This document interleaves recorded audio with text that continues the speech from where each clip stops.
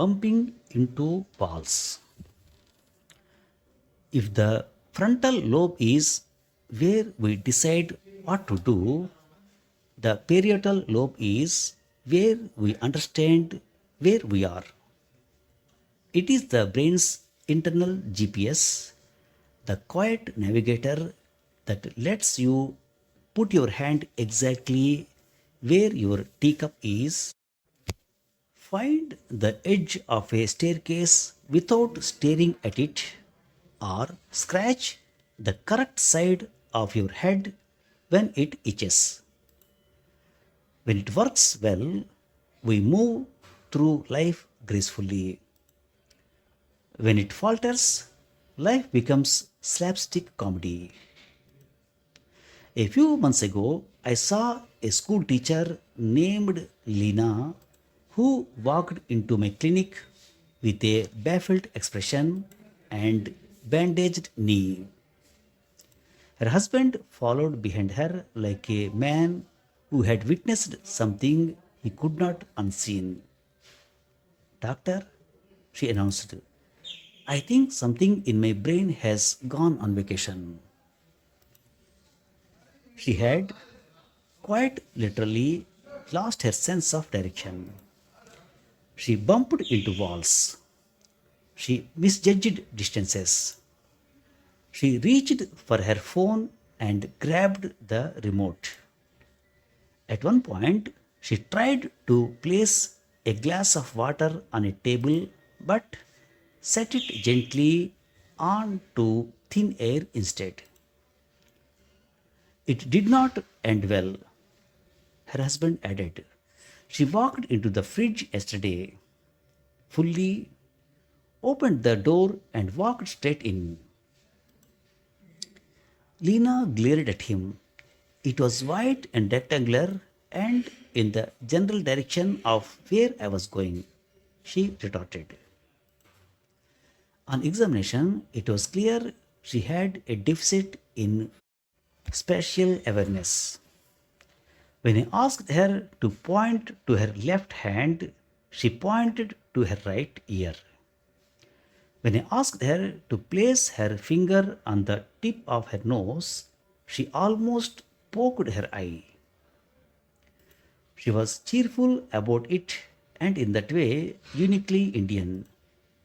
She had already blamed her behavior on stress, the weather, and her neighbor's evil eye.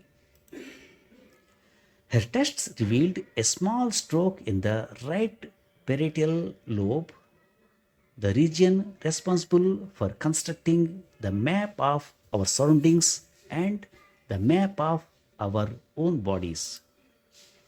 It is this area that tells you where your feet are in relation to the floor, where your torso ends and the sofa begins, and how far away your spouse's elbow is during a heated argument.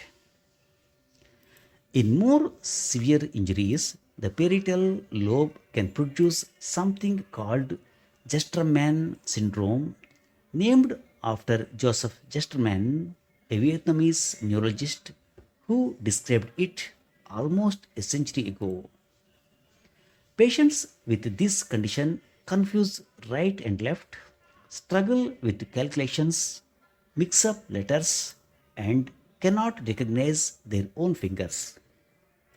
It is as if the brain suddenly forgets the body is attached to it. As one of my professors once said, the parietal lobe is the part of the brain that knows where all your furniture is, including the furniture you carry around. Lena did not have the full syndrome, but she had a very entertaining partial version. During one test, I asked her to draw a simple clock. She placed all the numbers on one side and timepiece on the other side. The parietal lobe is also deeply involved in proprioception, the silent sense that tells us where our limbs are without needing to look.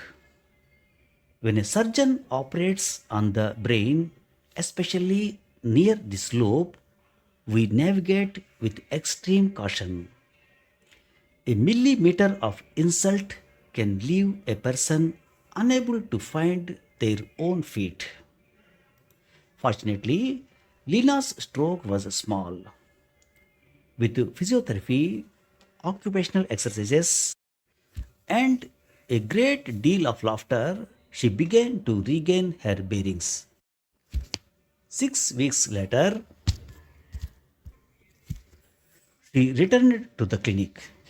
Doctor, she said triumphantly, I have not walked into a single appliance this week. Her husband nodded relieved. The parietal lobe reminds us that reality is not just what we see, it is what the brain constructs from millions of cues, distances, angles, and sensations. When the construction falters, life becomes tilted. When it recovers, everything snaps back into place. Before leaving, Lena told me, I still mix up right and left sometimes.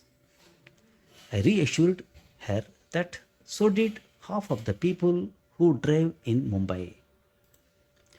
The next time you effortlessly find your keys, locate your car, or sit successfully on a chair that is, in fact, actually placed behind you, pause for a moment and thank your parietal lobe. Thank you very much. Now, some word power. The parietal lobe is also deeply involved in proprioception.